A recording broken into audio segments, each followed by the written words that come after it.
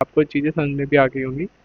और उसके बाद हमने सबसे पहले रिक्वेस्ट करी है आपसे कि भाई आप हमारा चैनल को प्लीज़ सब्सक्राइब करें जिससे हमें मोटिवेशन मिले और ऐसे वीडियो डालने के लिए। और सबने देखा कि बुक चेंज हो गई है प्रॉपर तरीके से, ठीक है। आप जो प्रीवियस बुक थे उसके कॉन्सेप्ट भी अलग थे और ये कॉन्सेप्ट पूरे के पूरे चेंज। तो आपको पूरा से पूरा संयम और धैर्य बना के रखना पड़ेगा हमारे वीडियो के साथ, ठीक है। और अगर आप अभी चैनल पे नए आए हैं तो प्लीज़ सब्सक्राइब कर दीजिए चैनल को। और चलिए आज की बिना किसी टाइम वेस्ट के हम क्लास चालू करते हैं। तो एग्जाम्पल नंबर 4 से चालू करते हैं, क्योंकि हमने यहाँ तक क्वेश्चन कर लिए थे, क्वेश्चन नंबर 5 तक, यानी 2.1 हो गई है हमारी, 2.2 कर रहे हैं। एग्जाम्पल 4 क्या कहता है, the perimeter of square of side x is 4x। यानी कि हमें सबसे पहले ध्यान में रखना है कि यहाँ पे एक स्क्वायर की बात हो रही है और स्क्वायर वो क्वाड्रिलेटरल होता है जिसकी 4 साइड होती है। यानी ये x है, ये भी x है, ये भी x है और ये भी x है। अब मैं पेरीमीटर की बात करूँ, पेरीमीटर ऑफ स्क्वायर, तो पेरीमीटर ऑफ स्क्वायर क्या होता है, 4 इंटू साइड। अच्छा आपने देखा कि यहाँ पे साइड क्या दे रखी है, साइड दे रखी है हमें एक्स, यानी कि फॉर्मूले के हिसाब से 4 इंटू एक्स, तो हो जाएगा वो 4x। सही चीज़ दे रखी है। क्या ये लीनियर है? आपको क्या लगता है ये लीनियर है? तो यस इट इज़ लीनियर। अब ये लीनियर क्यों है? क्योंकि यहाँ पे जो हाईएस्ट डिग्री थी, जैसा कि हमने कल क्लास में भी सीखा था, तो यहाँ पे हाईएस्ट डिग्री है वो है हमारी 1। ठीक है, यहाँ तक सही चीज़ समझ में आई आपको? ठीक है, अब आगे बढ़ते हैं एग्जाम्पल नंबर 5 पे। A chess club charges a joining fees of 200 plus 54 every match is played। अच्छा ये तो पहले करता है भाई, इतना 200 रुपये तो चाहिए और जितने मैच आप खेलेंगे एक्स्ट्रा खेलेंगे आपको उसके 50 रुपये देने पड़ेंगे। The following table show the amount of player will have to pay as number of matches vary. अच्छा ठीक है, हमने देखा कि पहला मैच हुआ भाई, ठीक है, हमने एग्जाम्पल नंबर 5 देखा कि भाई पहला मैच हुआ, पहले मैच में लगे 250 रुपीज़। दूसरा मैच होगा तो 200 तो लगना ही है, और जो खेलता जा रहा है तो उसमें 50 प्लस ऐड हो रहा है, यानी कि 250 प्लस 50। ये कौन से मैच के लगाया गया है, सेकंड मैच का। थर्ड मैच का क्या होगा, 300 प्लस 50, तो ये हो जाएगा 350, ठीक है। और फोर्थ मैच का क्या हो जाएगा, 350 प्लस 50, ठीक है, ये हो जाएगा हमारा 400। आई होप आपको ये चीज़ें सीक्वेंस में समझ में आ रही है, क्योंकि एवरी मैच जो भी आप खेलने वाले हो, यहाँ पे एम लिख लेते हैं, जो भी आप एवरी मैच खेलने वाले हो उसको प्लस करना है। तो अगर हमने नंबर ऑफ मैचेस खेले, एन खेला अगर, तो क्या होगा, वो 200 मैच की एंट्री फीस प्लस उसमें 50 और जो हम मैचेस खेल रहे हैं वो हम ऐड करते जाएंगे। ठीक है, इतना समझ में आता है?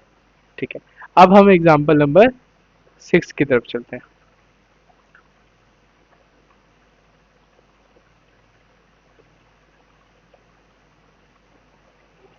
Example number 6, the sum of two number is 64। अच्छा सम बोला क्या है, सम का मतलब क्या होता है बच्चों, प्लस करना। यानी दो नंबर को जोड़ के कितना लाए हैं वो, 64। किसी टू नंबर को ऐड करने के बाद उनको क्या मिला, 64।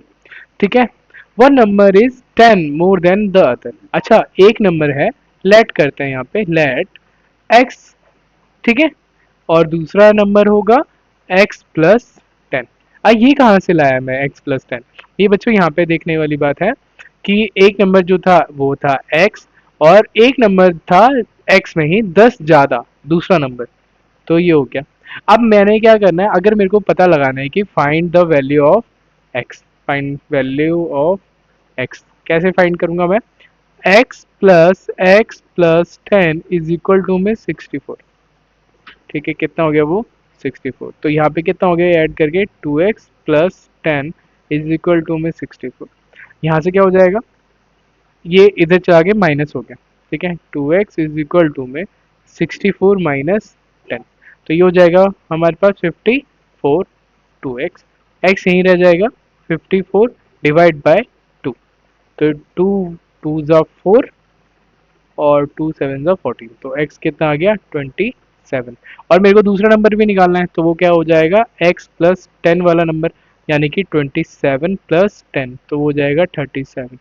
आई होप आपको ये चीज़ समझ में आ गई होगी।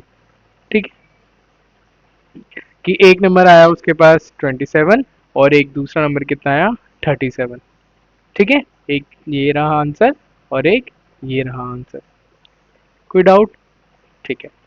अब बात करते हैं कि कैसे हम किसी भी आंसर को चेक कर सकते हैं या हम किसी भी चीज़ को हम रीचेक कैसे करेंगे। तो देखो बच्चों, तो यहाँ पे हमने देखा कि 27 था और 37 था, दोनों को ऐड कर दो आप।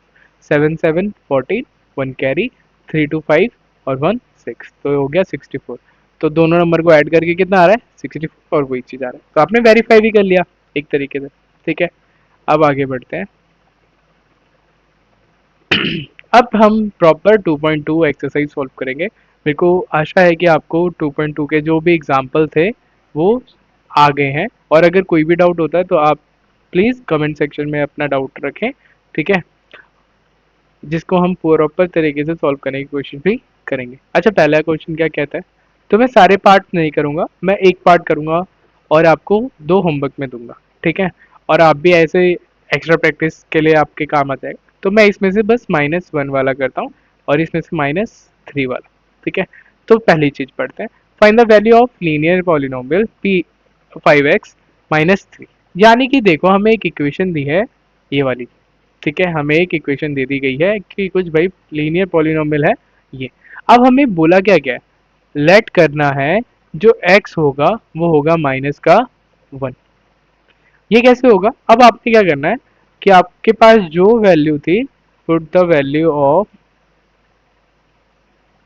x इन लीनियर पॉलिनोमियल कह सकते हो आप। तो क्या हो जाएगा यहाँ पे? 5x -3 में वैल्यू जब आप रखेंगे तो हो जाएगा 5 मल्टीप्लाई में -1 प्लस। अब ये दोनों -5 हो जाएगा, +3 हो जाएगा। तो यहाँ से कितना आएगा? प्लस माइनस माइनस हो जाता है। ठीक है, तो यहाँ पे आएगा माइनस का 2। आई होप आपको ये चीज़ समझ में आ गई होगी। क्वेश्चन नंबर 2 करते हैं, जिसमें find the value of quadratic polynomial. हमें क्वाड्रेटिक पॉलिनोमियल की वैल्यू फाइंड आउट करनी है, और जिसमें 7s का स्क्वायर, 4s प्लस 6 दे रखा है, एस हमें दे रखा है -3। तो इक्वेशन लिखते हैं, 7s का स्क्वायर, सॉरी प्लस नहीं है वो माइनस है। ठीक है, तो इरेज करके, तो यहाँ पे माइनस कितना था हमारे पास? 4s plus 6। अब सेम चीज लिखेंगे, put the value of s in quadratic polynomial. ठीक है, क्वाड्रेटिक पॉलिनोमियल। अब कैसे करना है? 7s यानी कि -3 का स्क्वायर -4 मल्टीप्लाई 3 प्लस 6। तो देखो बच्चों, एक और चीज़ समझाना चाहता हूँ आपको, तो आप सब यहाँ देखना। ठीक है, यहाँ पे तो -3 मल्टीप्लाई -3। ठीक है, ये लिख सकते हो या तो 3 का स्क्वायर लिख सकते हो। ठीक है, तो अब देखो, इसका एक्सपेंडेड फॉर्म होता है ये वाला। ठीक है, तो -3 अच्छा, माइनस माइनस क्या होता है? कैंसिल कर दो या तो प्लस कर दो। तो 3 3 ज़ा 9, तो इसका जो आंसर आएगा वो आएगा 9। यानी कि 7 9 ज़ा -4 3 ज़ा प्लस 6। 7 9 से कितना होता है? 63 -4 3 ज़ा 12 प्लस 6। अब बच्चों एक और चीज़ देखने वाली है यहाँ पे, BODMAS, बोर्ड मास। अब ये बोर्ड मास क्या होता है? Bracket open, divide, multiply, add, subtraction. यानी कि सबसे पहली चीज़ क्या करी हमने? मल्टीप्लाई कर लिया, यानी कि ये चीज़ डन हो गई। अब प्लस करेंगे, तो ये चीज़ प्लस है और ये चीज़ प्लस है।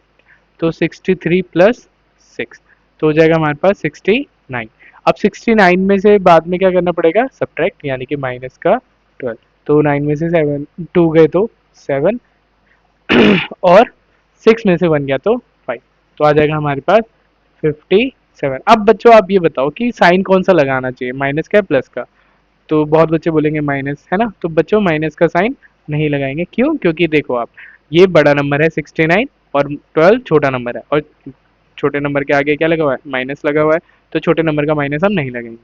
लेकिन अगर सेम चीज़ यहाँ पे थी हमारे पास, माइनस का 5 था और यहाँ पे 3 था, तो माइनस का 5 जो था, 5 और 3 में अगर देखा जाए तो 5 बड़ा है, और 5 के आगे क्या है माइनस, तो ये हमने यहाँ पे साइन माइनस का लगाया।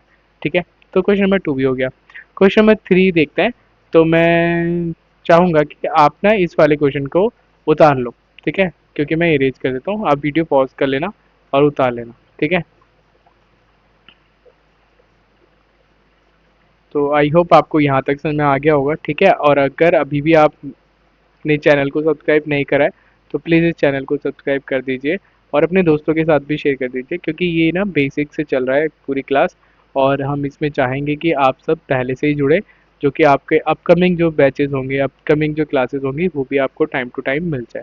ठीक है, और ये आपको डेली 8 बजे, 9 बजे, 10 बजे जब भी होगा तब मिल जाएगी। और प्लीज़ इस वीडियो को पूरा का पूरा देखें, और जिससे हमें भी और आपको भी दोनों को ही बेनिफिट हो।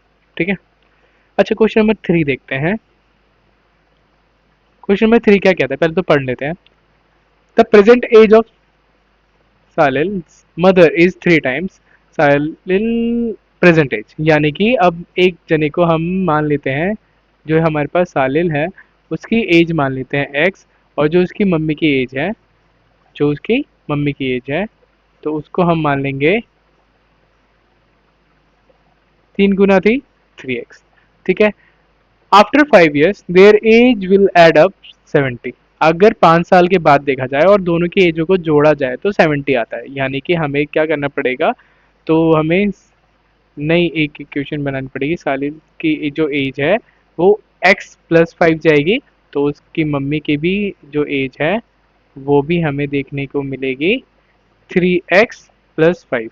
और आपने देखा क्या, इन दोनों को ऐड करने के बाद 70 आता है। तो हम अकॉर्डिंग टू क्वेश्चन चलें अगर, तो हमने देखने को मिलेगा x+5, 3x+5 is equal to में 70। ठीक है, अच्छा 5 और 5 10 होता है, और x और 3x 4x होता है, तो हमने प्लस कर दिया और यहाँ तक आ गए हम। ठीक है, अब ये प्लस का इधर जाके माइनस हो जाएगा, 4x इक्वल टू में 70 माइनस 10, और यहाँ पे हमें रिजल्ट देखने को मिलेगा 60, और यहाँ पे आएगा 4x। तो यहाँ पे आएगा x 60 अपॉन में 4, यहाँ से कैंसिल कर दो 2 से, और यहाँ से 30 पे, और यहाँ से और ये कैंसिल हो गया तो 15 पे। तो x कितना आ गया 15। ठीक है, और 3x करना है अगर हमें उसको, तो हमें क्या करना पड़ेगा, ये तो सालिल की एज है और हमें उसकी मम्मी की भी एज चाहिए थी, है ना। तो हम क्या कर देंगे 3 × x, यानी कि 3 मल्टीप्लाई 3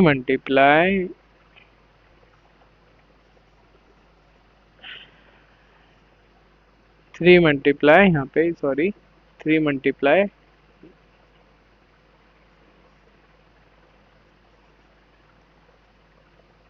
3 मल्टीप्लाई 15, तो कितना हो जाएगा 3 13 15 3 ज़ा 45। ये मम्मी की एज है उसकी, और ये उसकी एज है प्रेजेंट, ये 15 है। ठीक है बच्चों, चलिए आई होप आपको ये वाला क्वेश्चन भी समझ में आ गया होगा, और कोई डाउट है, कोई पूछना है तो आप कमेंट सेक्शन में पूछ सकते हैं। ठीक है, जब तक मैं मिटाता हूँ तब तक आप प्लीज़ चैनल को लाइक कर दें। ठीक है,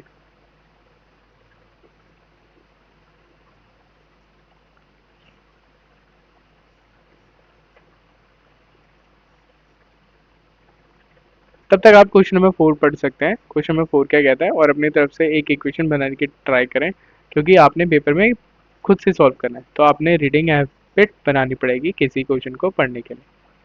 ठीक है, तो क्वेश्चन नंबर 4 पढ़िए आप सब। ठीक है, क्वेश्चन नंबर 4 क्या कहता है, क्वेश्चन नंबर 4 कहता है बच्चों कि the difference between two positive integer is 63। The ratio of the two integers is 2:5। Find the two integers. अच्छा चलो ठीक है, जब भी आपके पास रेशियो के क्वेश्चन आएंगे आपने x अपनी तरफ से अज्यूम करना। यहाँ पे क्या दे रखा था 2:5, यानी कि 2x/5x। ठीक है, और क्या बोला गया, माइनस करने के बाद 63 आता है। डिफरेंस का मतलब होता है माइनस करना। ठीक है, तो 5 minus 2x is equal to में 63। तो यहाँ पे आ जाएगा हमारे पास 3x इज इक्वल टू में 63, और यहाँ पे x आ जाएगा 63 अपॉन में 3। तो आप जब ऐसे कट करोगे तो आ जाएगा 2 और 1, यानी x कितना आ गया 21। तो पहला नंबर था हमारे पास 2x, यानी कि 2 इंटू 21 वैल्यू रखेंगे तो आ जाएगा 2 1 2 और 2 2 4। और दूसरे की वैल्यू रखोगे तो आप 5 इंटू 21, तो 5 1 5, 5 2 10। आई होप आपको ये वाला क्वेश्चन भी समझ में आ गया होगा। ठीक है, इसमें ध्यान क्या रखना है कि कभी भी x वाले टर्म आती है यानी रेशो की टर्म आती है तो हम अपनी तरफ से एज्यूम x उसमें कर सकते हैं। ठीक है, तो जब तक आप क्वेश्चन नंबर 5 पढ़िए, जब तक मैं इसको इरेज कर देता हूँ।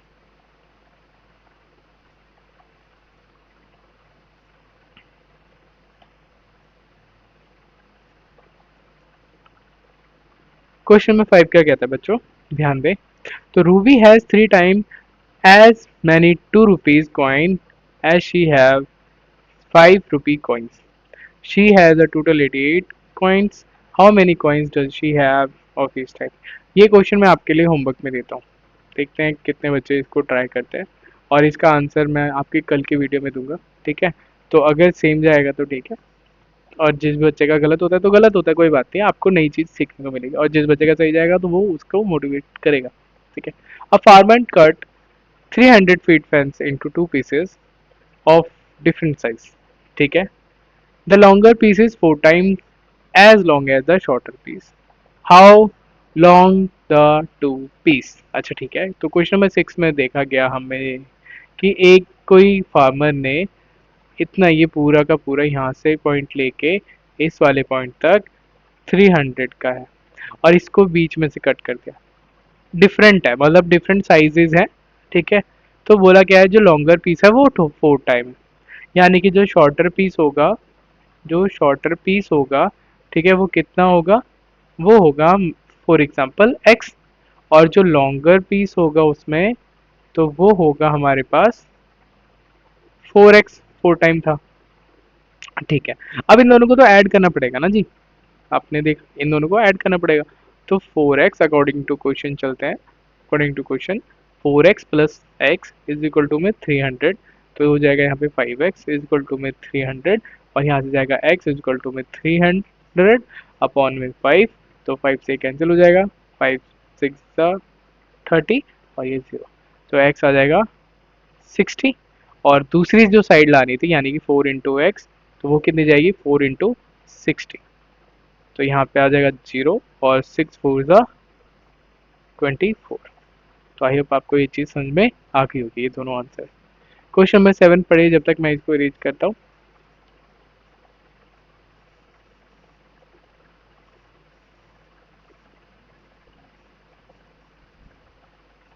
और अगर अभी तक आपने, प्लीज़ सब्सक्राइब कर दीजिए चैनल को अगर आप अभी तक नहीं करा है तो। ठीक है, और अपने दोस्तों के साथ भी शेयर करें। तो if the length rectangular is 3 more than twice its width sorry, and its perimeter इतना दे रखा है, find the dimension of the rectangle। चलिए, ये तो क्वेश्चन बहुत सिंपल है लेकिन थोड़ा लेंथी सा कर जाएगा आपके लिए। तो आपने क्या करना है, सबसे पहले एक लाइन पढ़नी थी, जो लेंथ दे रखा है उसने दे रखा है, और जो ब्रेड्थ उसने दे रखा है। ठीक है, 3 मोर देन ट्वाइस, यानी कि जो लेंथ है वो तो 2x है ही, प्लस वो 3 और ज़्यादा है, और विड्थ कितनी है उसकी x, ये मान लिया हमने। पेरी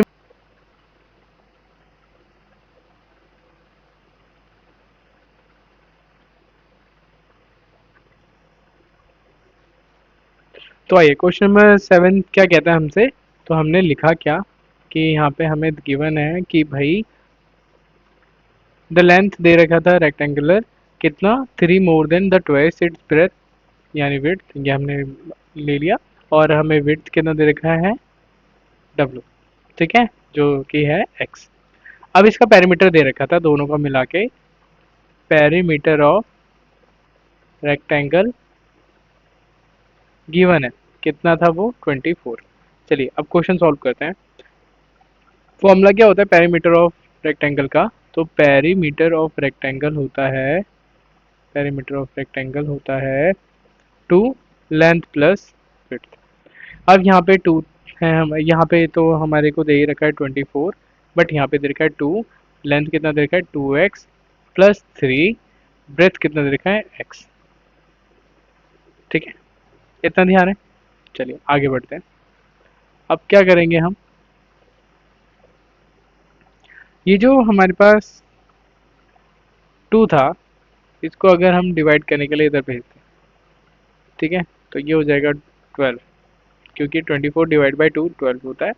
और यहाँ पे क्या रहेगा हमारे पास, 3x प्लस 3।